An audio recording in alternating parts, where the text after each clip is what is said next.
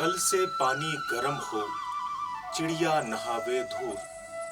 जब चींटी ले अंडा चढ़े, तो बरखा हो भरपूर। यह कहना है बुंदेलखंड के विख्यात कवि घाघ भट्टरी का। जी हाँ दोस्तों, मैं मनोज सक्सेना आपके साथ हूँ। नमस्कार। यूं तो आप मेरी आवाज को रेडियो के माध्यम से अनेक कार्यक्रमों के द्वारा सुनते रहते हैं। आज सोचा क्यों ना वीडियो के माध्यम से आपसे जुड़ा जाए। दोस्तों, इस समय धूप और गर्मी जिस हिसाब से पड़ रही है, खेती किसानी के लिए ये बहुत ही अच्छा समय है। आप इस समय इस मौसम का लाभ ले सकते हैं। अपने खेतों में गहरी जुताई का काम, मिट्टी परीक्षण का काम, खेत की समतलीकरण का काम या मेड़ों की बंधान का काम इस समय आप प्राथमिकता से कीजिए।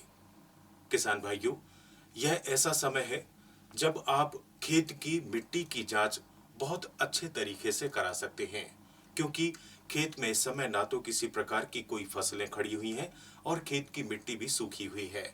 आप अगर खेत की मिट्टी की जांच इस समय कराते हैं तो आपको यह पता चलेगा कि आपकी खेतों की मिट्टी लवणीय है या क्षारीय है, उनमें किन किन पोषक तत्वों की अधिकता है या कौन कौन से ऐसे पोषक तत्व हैं जो आपकी खेत की मिट्टी में कम है।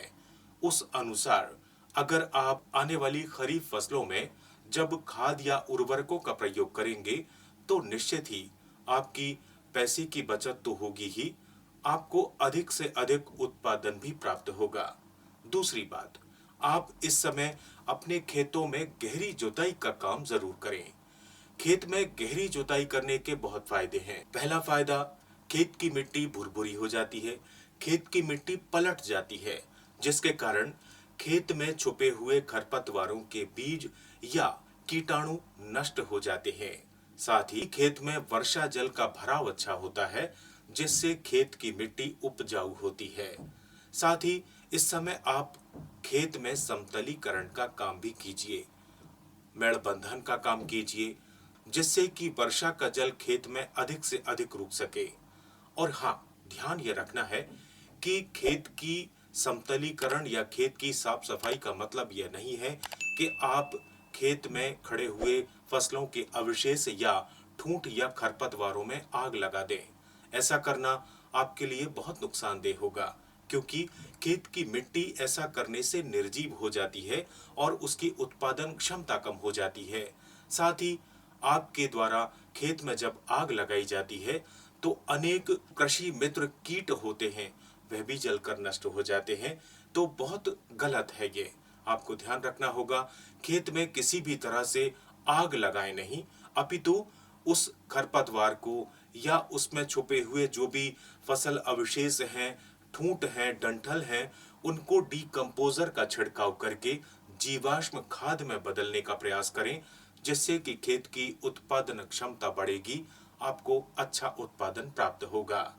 किसान भाइयों, यह तो रही गर्मी के दिनों में आपको खेतों में क्या करना है यह बात। एक बात और, आप आगामी खरीफ फसल में अगर सोयाबीन लगाना चाहते हैं तो उसके बीजों की व्यवस्था भी आप अभी से कर रखें।